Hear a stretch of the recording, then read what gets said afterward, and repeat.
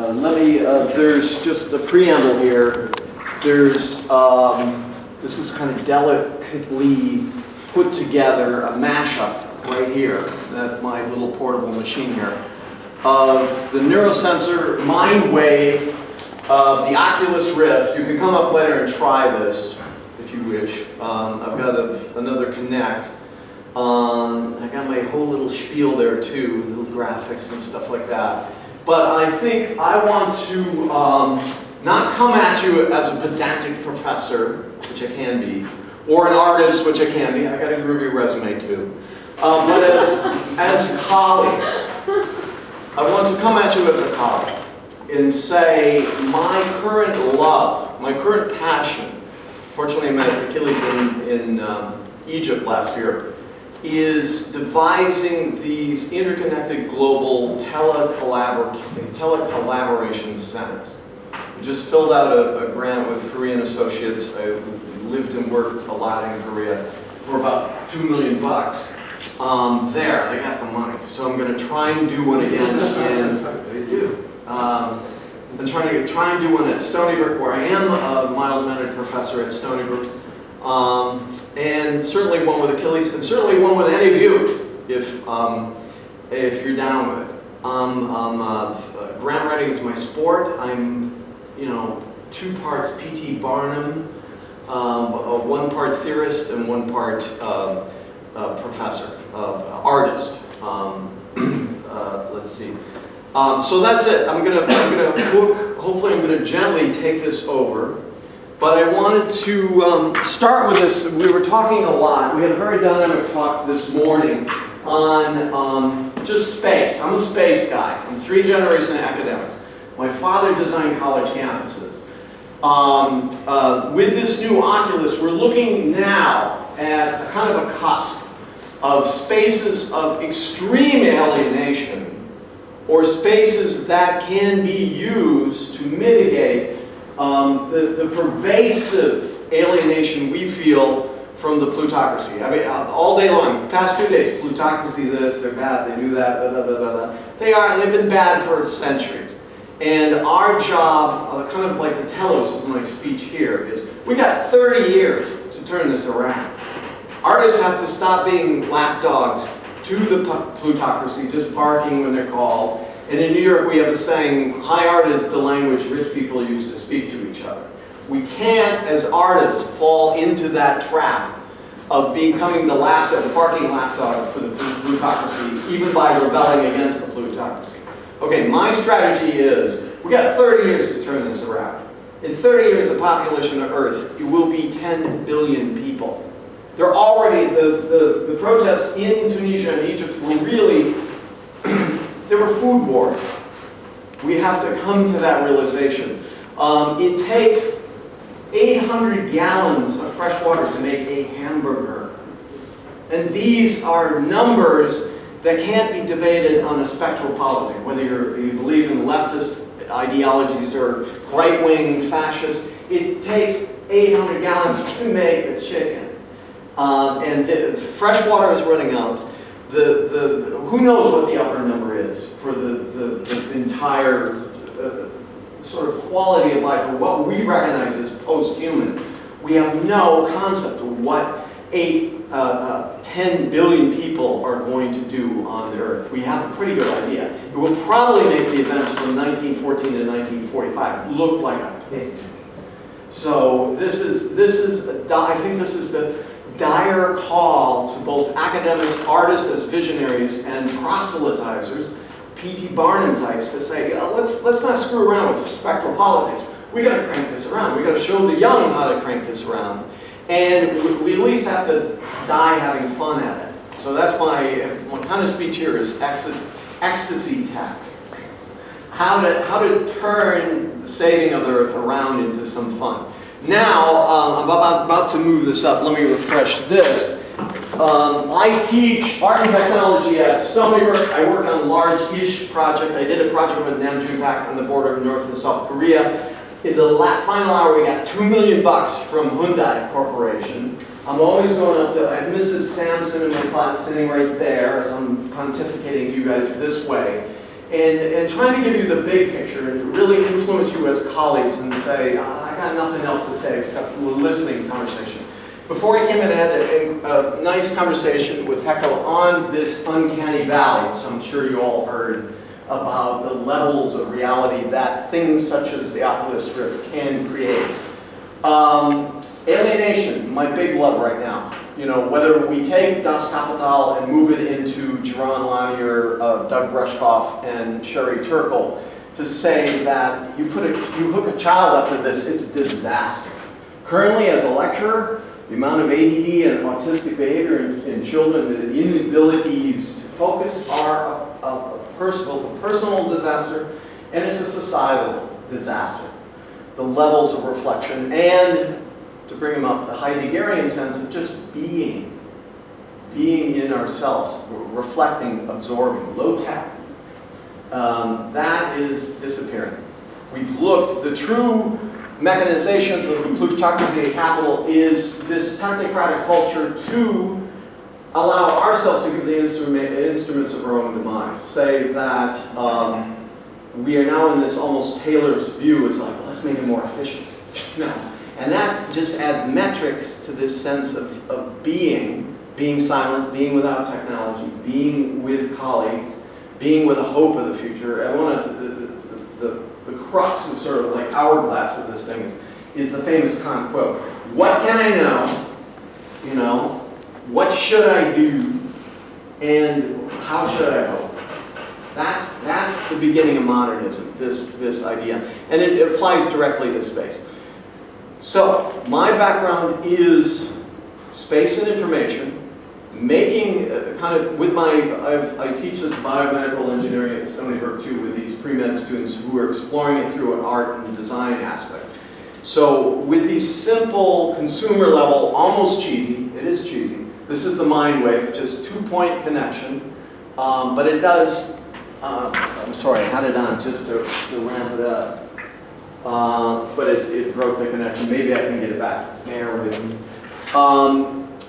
We create grids of kind of like exploration. Autism is one on our list because it's kind of the inability of the young or old person to read these mirror neurons. We had a great conversation this morning about just the depletion of mirror neurons, or the culture of caring about mirror neurons between the people. We had a great session this morning talking about your first language is the 140 muscles in your mother's face. Did that have a syntax? No. When she smiled, you smiled, right? It was very, let's call Noam Chomsky. Where did that start? I don't know. It's kind of an language is your mother's face. Now this is very interesting because this machine reads the face. And a lot of my technocratic students will say, oh man, Professor, this is cheesy. It's not really reading your mind. It's like, yeah, Johnny, it's not reading my mind, but it's reading the muscles. I'll hold up for you in a moment. And I have this hooked to film, to music. We hooked it to an Arduino thing with a motor. And you can create these hertz, levels of hertz to the face, and actually create spikes and differentiations. I would like you, as colleagues who can promise me to work with me in the future, to give you some of these max patches and to get your reaction as we go off to our various places, me back to Brooklyn, you to your way. They're like, what did you find out about this? This costs 80 bucks. Achilles bought one of these things. Oculus I picked up as a development kit for $300. The new one's $350. And as Pekka told me, that the real breath of fresh air about the Oculus, it started as a DIY project by a 20-year-old kid. The old dinosaurs weren't going to touch it. And then Zuckerberg bought it for $2 billion. So we get angry at these kids for just slapping together stuff and saying, ready to roll, man. And it happens, but we do have to take cues from that capacity of the DIY culture. Let me now, so later, gang, this one is on. You just flip a switch. It sounds very technical. I'm both a theorist and an in-the-street guy. So what happened is my staff, I got a cool coding staff at Stony Brook. I feel academia is my patronage. It's not to be knocked. You know, I don't know who else here is of it. A lot of people diss it. I come from 3 generations of professors. I know the gig. But I'm deeply respectful of getting a salary to do the shit I want to do, to hopefully save the world, and to influence young people, and and to travel around the world to see people like you, and have a good time, have fun. So, but having said that, I gotta make the cheapo stuff. This is cheapo. This is 80 bucks, 120 when I bought it. I have a couple versions for the cell phone, so if anyone has an iPhone and download that. This, as you can see, the two things are on. We furiously tried with Blender to try and get the patch in because we're deeply committed to open source culture so that everyone can get into this thing, but it was so gummed up. I went back to that, you probably all remember, the very cheesy Second Life program. They class up their act, man. They got a special attachment for the Oculus. They improved the polygon count. So you guys, whether you buy their stupid Linden points or not, oh, for you guys with PC, on Mac-based, there's OpenSim. So I know you're thinking of doing a PhD in prosthetics and so forth. This is, when you see things like this, think about things such as the dichotomy between surveillance and sousveillance. Like, when do we willingly give over our database of behaviors, emotions, desires, and so forth? And when do we have a Kantian critical capacity to say, no, I'm putting this aside, I'm going to the woods, I'm just chilling. You know, and can we get young people to actually do this without having the compulsive pecking on the phone? Shirley Turkle said, being somewhere else and never being present in the moment. This, to me, is backing up from spectral pedagogy to say, what is actually human? And what will humanness be when there are 10 billion of us? and to realize the protests in Egypt and so forth were protests about food. Occupy was protests about real estate. That certain degrees of entitlement are going away. Simply, yeah, because of evil patriarchy, which might harvest us at some time, but also because of the numbers. So as artists, visionaries, we have to be attentive to the numbers. This can compress space. There is over $4 trillion in student debt in America alone. My 22-year-old daughter went to George Washington University, which has a price tag of $60,000 a year. She wants to be a professor too. So it's, this is the university of the future. We already talked about this for urban planning. This, taking Stanford or MIT online courses, slapping this sucker on, the uncanny valley approach or not approach, sticking a tube in your mouth and one up your butt, you can, you know, walk around the campus and be deeply immersed in something that used to cost you $60,000 a year. So this could be, if it's critically, modernistically approached, could be a great equalizer on that level. This is a fascinating thing. We've been doing a number of Max patches, which are burned into apps. I want to hand all to you. 2 weeks later, you can tell me how it worked. You want to get one, or if you don't. Extremely interesting. Gets us back to the concept that we were talking about, mirror neurons, what actually is, and we're in a Mediterranean society, which I assume is more expressive, and so forth, but just getting back to the space of the face, the space of latent, manifest, interior, exterior, and so forth. That's interesting. The connect seems harmful, uber scary. Uber scary. The new one can read your heartbeat through your neck. Imagine 4 of those planted in Starbucks as you watch. It's like that scene in Minority Report. Hey, I know what you want. You know, talk about this dichotomy between surveillance and sousveillance. We won't have a choice, ultimately. What Jaron Lanier calls the siren servers, such as Facebook, where we did assume that we have a choice to click friend someone or not, or get on Facebook or not. If it's mounted in every coffee shop, we will not have a choice to be surveyed, as we are now. And the new connect, so I'm having my kids, myself, doing projects, architecture, spatial, scenographic, I work in scenography too, that incorporate, hopefully they're going to put a USB dongle on the new one soon, really critically examine these devices in terms of the blend between sus-valence and surveillance. Beers and Gaines sort of divided these binaries down between network information, interaction, interactivity, and my favorite, my research direction, is database and simulation.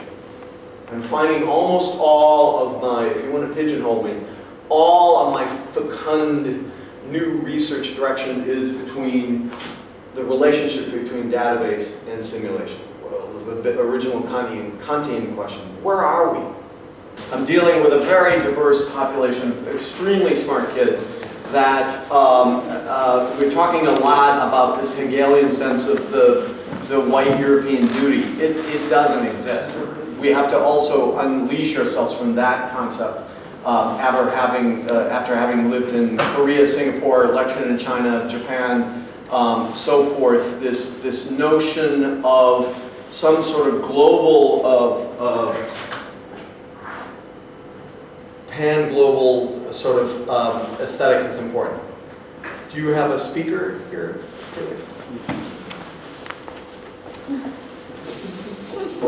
I'm trying to send, someone was really trying to Hulk out.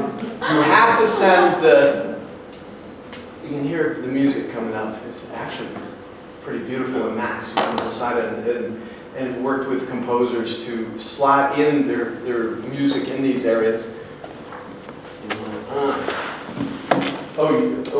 I will video mirror it.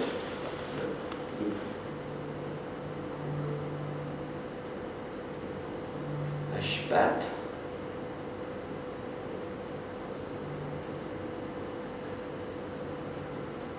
And just to show you, I was sitting up there with it connected, hoping not to break the link, and it's temperamental. See you in 5 years, this stuff will be even scarier. So,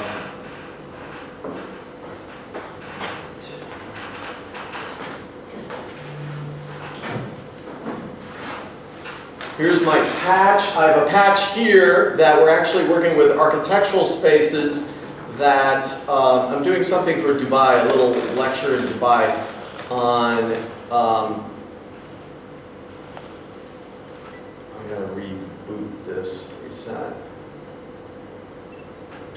The 3D forms. All right, let's go back to, we had this discussion, I'm using Brain OSC. All these OSC things are left by the groovy hacker nerd community. They leave all this stuff online. I got my total patches through Cycling 74. I'm down with Pure Data and VVVD and all that stuff, but I started on Max. For me, it's $150. It's worth it because the community is huge. For the non-coders here, I never thought I would be a coder. I'm a designer, but now I'm a coder. So in my old professor brain, it took some creaking to get into, but it's definitely, as Rushkoff said, program or be programmed. It opened up many avenues. Let's wake you up.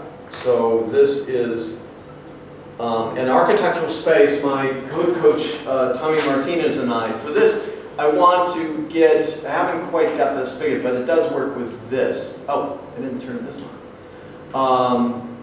A data flow of crime statistics, environmental things flow into this form, and there's kind of a tug of war between my neurosensing capacities, my feelings, as sent to my face, that meet in this form. We have a button on this patch, you push it, and it rapid prototypes it.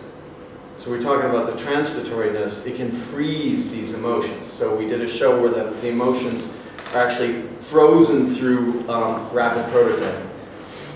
I'm going to have to go further back. This is Brain OSC. Sometimes I have to bang it again.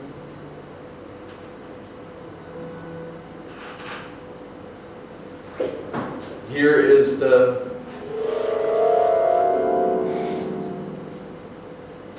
come on, baby. Extremely temperamental. Bluetooth devices in the space can even knock it out and so forth. But let's try and reboot this. Oh yeah, this is the one. Give you, oh I see. Let's do this. Let's do this.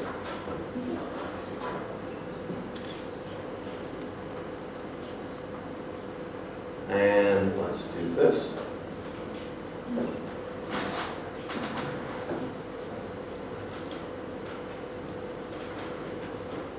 It could even be the influence of the Bluetooth around here.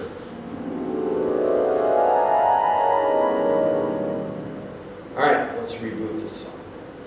We shall quit out of that.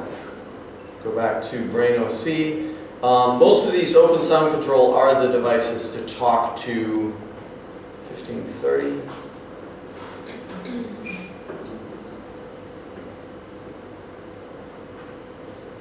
Let's see if we can go back to this panel to theta, low alpha. High alpha is when you're awake, sitting on the corner of your bed. Low beta, high beta. Gamma is kind of that glue neurons that kind of glue together memories and so forth. This again is a very rudimentary two-point neurosensor. Come on, honey. One more boot.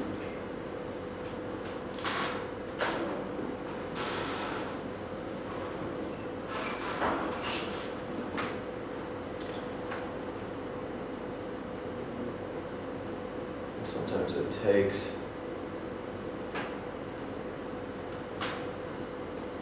Anyway, it was on from across the table here, and it probably got knocked out. Achilles, how much time do we have? A couple minutes? 2 more minutes. Okay, here goes. We'll do it afterward. It does work. I had it working up until now. Extremely complicated. This is a lecture about proselytization. That artists, professors,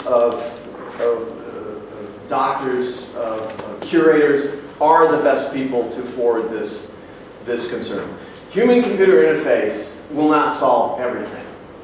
In the future, with 10 billion people, we could see a time where we just rack them into more like lockers and containers. That's the dystopic world we see in all these Hollywood films. The new DIY culture is extremely hopeful. That certain levels of ecological tech, ag tech, I call my thing here ecstasy tech, in that it's trying to create a higher flow of dopamine levels that way. This needs to be precipitated early and worked in the form of artistry between art and tech and exhibited this way. I make a concerted effort to work with biomedical engineering and see what ways can we can deal with talking about autism and so forth on that level. In conclusion, would love to party with you. That's my in conclusion on whatever level. After this lecture, I would like to give you a certain amount of these max patches, and in 2 weeks, whether you have a Connect or there's a couple simple versions that work with the just the iPad. Simple slot, just the webcam pad. There's certain slots. You musician, there are places to put music so that we can develop scales and emotions with that. For visual filmic people, we can do that. I have a version for .obj files that can be influenced and then ultimately printed out with the rapid prototype. From what we said about this uncanny valley as kind of a place to go off and disappear and watch our bodies rot, watch our human relationships decay on the same level, we as critical individuals have to seriously grab a hold of these things and stop that tendency. The bias toward that, especially in times of crisis with overpopulation, depletion of water, is extreme. Will technology say that? I doubt entirely. A behavioral change will. This could be one of the capacities for that. I think I am done. I shall see you afterward for the ramp. See you then.